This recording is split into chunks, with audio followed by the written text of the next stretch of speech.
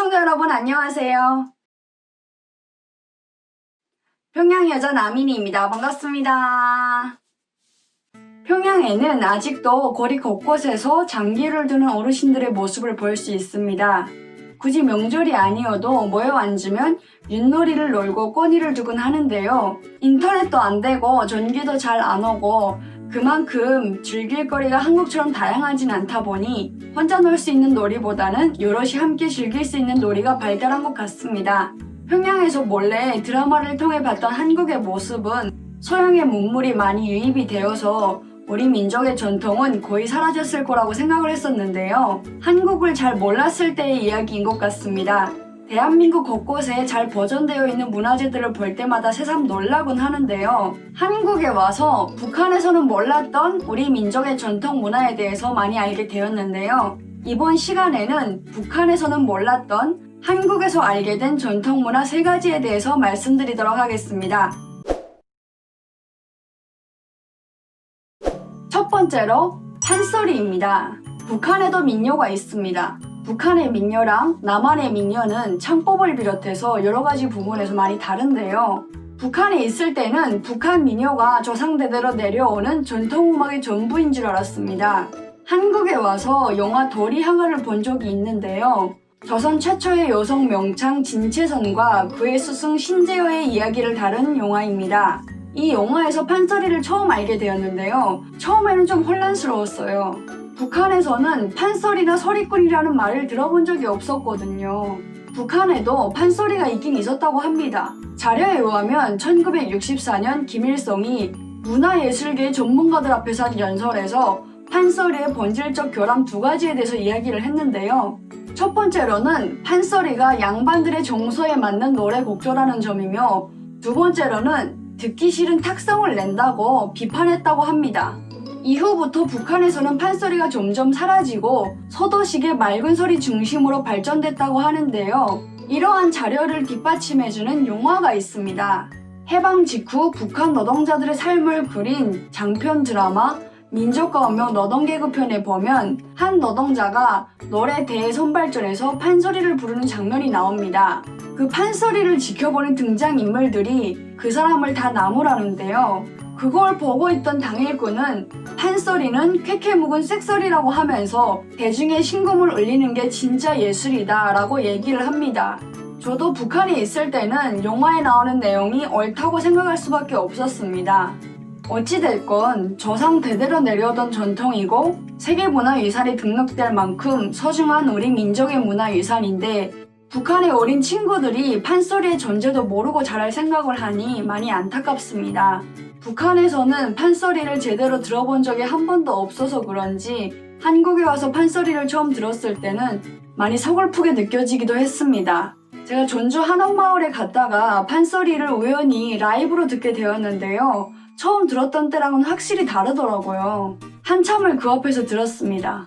뜻은 잘 모르지만 곡조에서 내면의 단단함과 강인함을 느낄 수 있었습니다. 대대로 슬기롭고 근면한 민족성이 그대로 느껴지면서 우리 민족의 역사의 한 부분을 느낄 수 있었습니다. 사회주의 체제에 맞게 창법과 가사와 선율이 바뀐 북한의 민요를 우리 민족의 전통 음악이라고 부를 수 있을지 의구심이 듭니다. 북한 지역만의 전통 음악, 판소리가 분명히 있었을 텐데 지금은 사라졌다고 생각하니 아쉽기 그지없습니다. 두 번째로 패백입니다. 한국에 와서 신기하면서도 의외였던 문화 중 하나가 바로 패백이었는데요. 평양에서 몰래 드라마를 통해서 결혼식 장면을 여러 번 봤습니다. 신부가 하얀 웨딩 드레스를 입고 아빠 손을 잡고 등장을 하더라고요. 일단 눈에 띄는 하얀 웨딩 드레스가 너무 이뻤고 주례랑 결혼 서약도 참 인상적이었는데요. 한국은 이젠 결혼식도 외국식으로 많이 바뀌었구나 생각을 했죠. 그때까지도 패백이 있다는 건 몰랐습니다. 한국에 와서 아는 지인분의 결혼식 앨범을 보는데 전통 헐레복을 입고 패백 때 찍은 사진이 있더라고요. 그래서 이게 뭐냐고 물어봤죠. 그래서 그분이 패백에 대해서 알려주시는데 들어보니 북한의 사국에서 봤던 결혼식과 좀 비슷한 것 같더라고요. 북한에서는 패백이란 말을 몰랐습니다. 패백은 아주 먼 옛날에나 있던 결혼 방식으로만 알고 있었습니다. 북한의 사극 영화를 보면 가끔씩 결혼식 장면이 나오는데 그때마다 신랑 신부가 전통 헐레복을 입고 나오거든요. 그래서 저는 전통 헐레복을 입고 치르는 패백은 옛날에나 있었던 결혼식, 현대와는 맞지 않은 문화라고 생각을 했었습니다. 북한 결혼식에 대해서 조금만 더 말씀을 드린다면 의상이 한복이긴 하지만 전통 헐레복은 아닙니다. 신랑은 종장을 입고 신부는 조금 화려한 한복을 입거든요. 결혼식 당일날 신랑이 신부네 집에 와서 간단하게 상을 치르고 신부를 데리고 평양시를 한 바퀴 돌면서 웨딩 촬영을 합니다. 이 웨딩 촬영에 반드시 가야 하는 장소가 있는데요. 바로 김부자 동상입니다. 웨딩 촬영이 끝나고 신랑 집에 오면 이미 큰 잔치상이 마련되어 있고 거기서 신랑 쪽 부모님께 술도 부어드리고 사진도 찍고 동료들이나 지인들이 모여 즐겁게 노는 걸로 결혼식은 마무리됩니다. 최근에는 결혼식 식당에서 결혼식을 치르는 커플들이 종종 있는데요. 이 경우에도 패백이나 주례, 결혼 서약은 없습니다. 한국에 와서야 우리도 옛날 조상들이 입던 헐레복을 입고 결혼식을 치를 수 있다는 걸 알게 되었습니다. 민족의 전통을 이어가는 데서는 북한이 더 우월할 거라고 생각했던 건 섣부른 판단이었던 것 같습니다. 사실 결혼할 때 입는 우상에 대한 정해진 규범은 없다고 생각합니다. 당사자들 취향의 문제, 판단의 문제니까요. 다만 한국의 결혼식에는 고금과 동서를 아우르는 다양한 문화가 어우러져 있다는 점에서 북한의 결혼식보다 더 풍성하고 흥미로운 것 같습니다. 마지막 세 번째로 번입니다. 북한에는 번이 없습니다. 번에 대해 처음 알게 된 건 국정원 조사를 받을 때였습니다. 처음에 가장 기본적인 것들, 이름, 출생연월일, 출생지 등을 얘기하다가 번이 어디냐, 어디 나시냐 이렇게 물어보시는 거예요. 저는 질문 자체를 이해하지 못했습니다. 뭘 물어보는지 모르겠다고 하니까 조사관분이 그럴 수 있다는 표정으로 끄덕이시더니 설명을 해주시더라고요. 할아버지, 증조 할아버지, 옛날로 쭉 거슬러 올라가 조상이 살던 곳, 조상의 묘가 있는 곳을 본관이라고 하는데 번관과 성씨를 알면 내 친척도 알 수 있고 혈통도 알 수 있다고 하시더라고요.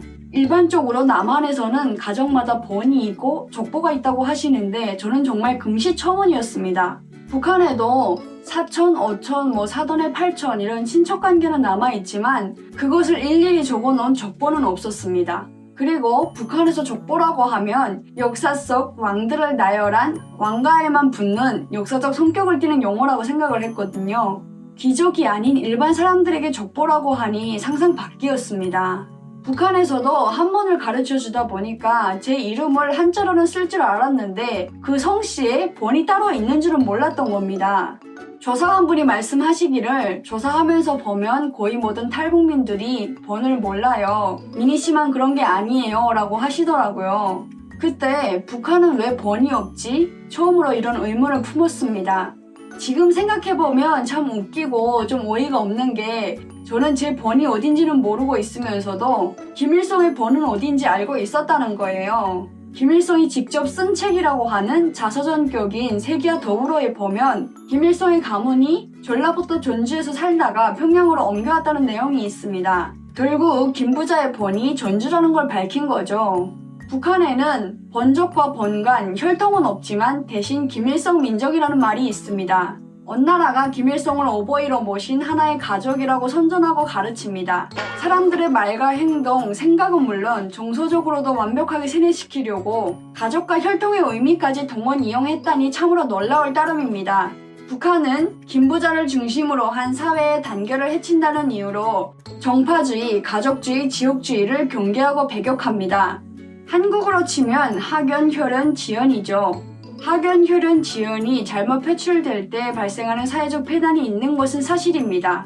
그러나 번을 없애는 것이 사회적 폐단을 줄이는 근본적인 대책이 될 수는 없다고 생각합니다. 또 북한이 연고의 폐단을 없애고 공정성을 구축하고자 번을 없애버렸다고 믿기에는 앞서 말씀드린 김일성 민족이라는 말이 발목을 잡습니다. 번을 따지고 혈통을 내세우자는 말씀을 드리는 게 아닙니다. 요즘은 그런 생각이 구시대적인 발상으로 여겨지거나 부정적인 생각으로까지 비춰지고 있는 것 같습니다. 국가 발전, 사회 발전이라고 하는 그럴듯한 명목 아래 사람들을 세뇌하고 예속시키기 위해 번을 없애버렸다고 하는 사실은 비판을 피하기 어려울 것 같습니다.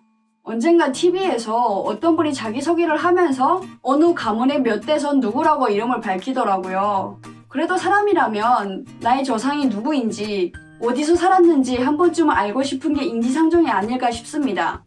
네, 여러분, 오늘 제가 북한에서는 사라졌기 때문에 몰랐던 한국에 와서야 알게 된 우리 민족의 전통 3가지에 대해서 말씀을 드렸습니다. 남과 북이 분단된 지 70년이 가까워지다 보니 전통을 계승하는 데서도 많은 차이점이 생긴 것 같습니다. 어찌 보면 전통을 계승해 나가는 것도 역사 연구와 밀접하게 연관이 되어 있다고 생각을 하는데요. 북한 주민들도 그동안 몰랐던 우리 민족의 전통에 대해서 하루빨리 알게 되는 날이 오기를 바라면서 이번 영상 여기서 마무리하겠습니다. 시청해주셔서 고맙습니다. 지금까지 평양여자 남인이었습니다.